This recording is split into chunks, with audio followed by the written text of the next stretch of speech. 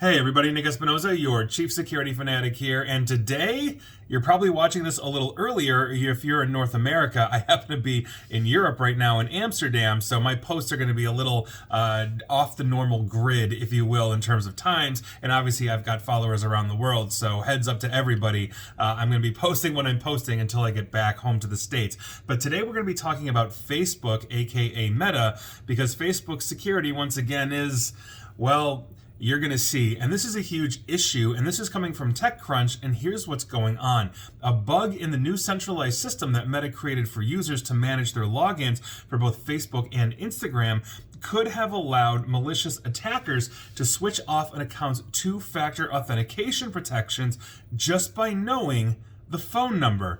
Now, this was found by a Nepalese researcher, and I'm going to screw up the name or the pronunciation, I apologize, Jitem Manaz.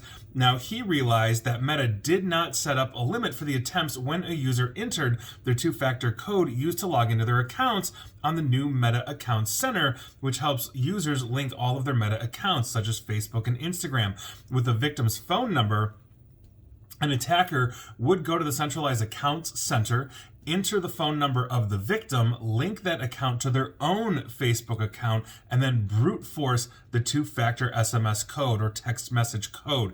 That was the critical step because there's no upper limit to how many attempts you can make to do that, meaning you could sit there and do it a million times and Facebook wasn't stopping you, or Meta, aka, wasn't stopping you. Now, once the attacker got the code right, the victim's phone then became linked to the attacker's Facebook account, and a successful attack would still basically result in Meta sending a message to the victim saying that their two-factor was disabled as their phone number got linked to somebody else's account. Quote, basically the highest impact here was revoking anyone's SMS-based 2FA just knowing the phone number. That is the researcher Manaz talking to TechCrunch. So Meta, aka Facebook, has since fixed this issue.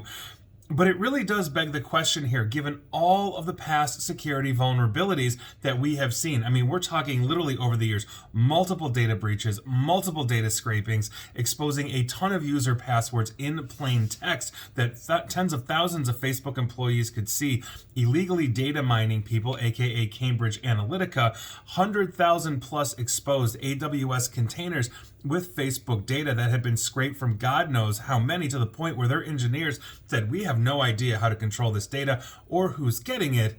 I mean, is it any wonder at all that they're going to have flaws in their public-facing infrastructure as well? This is a company that really did move fast and break things, and they really didn't bake security in right out of the gate. And we have consistent evidence of that time after time after time. So I'm doing this podcast / video today on this one in order to really reinforce that while we, you and I, always need to maintain vigilance for our logins by enabling multi-factor authentication, not reusing passwords, and on and on and on, it's also important for the platforms in our lives that we use to really have our best security interests at heart. Facebook, aka Meta, doesn't give a crap about this.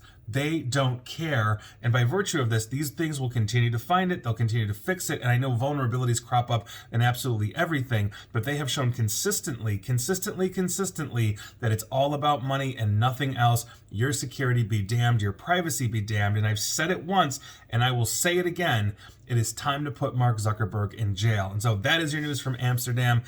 Please just get off of Facebook at this point. And if you're following me on Facebook, I do appreciate it, but I would love for this platform to die, and you could follow me somewhere else. Hopefully that doesn't data mine all of us.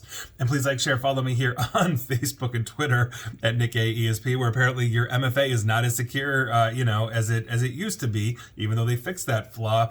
Please feel free to subscribe to me at YouTube as well. And as always, stay safe, stay online, and please attempt to stay private. Thanks, everybody.